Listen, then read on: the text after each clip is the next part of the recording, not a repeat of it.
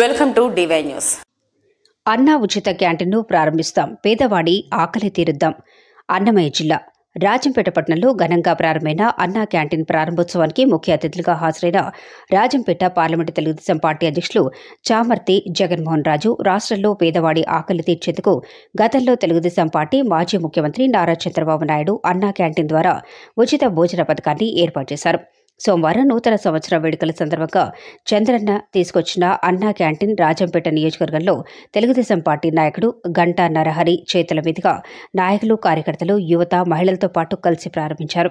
ఈ సందర్భంగా గంటా నరహరి మాట్లాడుతూ రాష్ట్రంలో అరాచక పాలన సాగుతుందని, ప్రజలు అవసరాలు తీవ్ర ఇబ్బందులకు గురి అవుతున్నారని, కావున ఈ సైకో పాలన పోవాలంటే రాబోయే రోజుల్లో చంద్రబాబు నాయుడు గారి అధ్యక్షతన వహిస్తూ అత్యధిక మెజార్టీతో గెలిపించుకొని మళ్లీ ముఖ్యమంత్రిగా మన బాబుని తెచ్చుకోవాలని ఈ సందర్భంగా ఆయన పిలుపునిచ్చారు.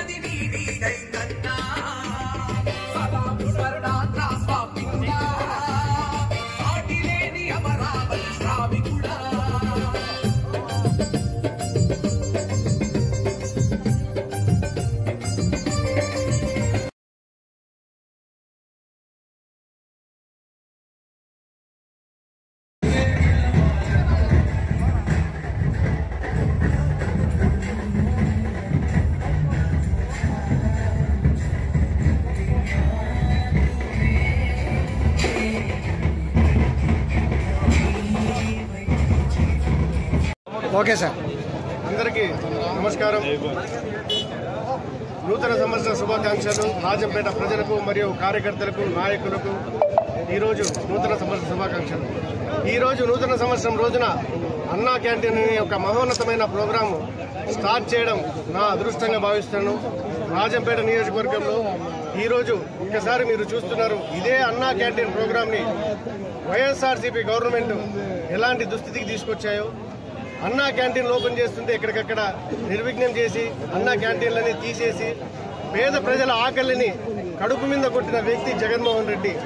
ఈరోజు ఒక్కసారి గుర్తుపెట్టుకోండి ఆంధ్రప్రదేశ్ ప్రజలారా, తప్పకుండా ఈరోజు అభివృద్ధి చేసే నాయకుడు, అభివృద్ధి బాట వేసే నాయకుడు ఖచ్చితంగా మనకి ముఖ్యమంత్రిగా చంద్రబాబు నాయుడు గారిని ఎన్నుకుందాం. ఖచ్చితంగా అధికారంలోకి తెలుగుదేశం పార్టీ రావడం తథ్యం.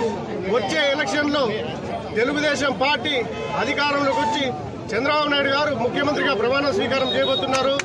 ఈరోజు అలాగే రాజంపేట నియోజకవర్గంలో ఖచ్చితంగా 70,000 మెజారిటీతో ఖచ్చితంగా తెలుగుదేశం పార్టీ అధికారంలోకి రాబోతుంది. ఈరోజు ఈ కార్యక్రమానికి ముఖ్య అతిథిగా వచ్చిన మా జిల్లా అధ్యక్షులు వారు జగన్మోహన్ రాజు గారికి నా ధన్యవాదాలు తెలియజేస్తున్నా. అలాగే రాజంపేట ప్రజలకు మరియు కార్యకర్తలకు, నాయకులకు మరొకసారి నూతన సంవత్సర శుభాకాంక్షలు తెలియజేస్తూ సెలవు తీసుకుంటున్నాం.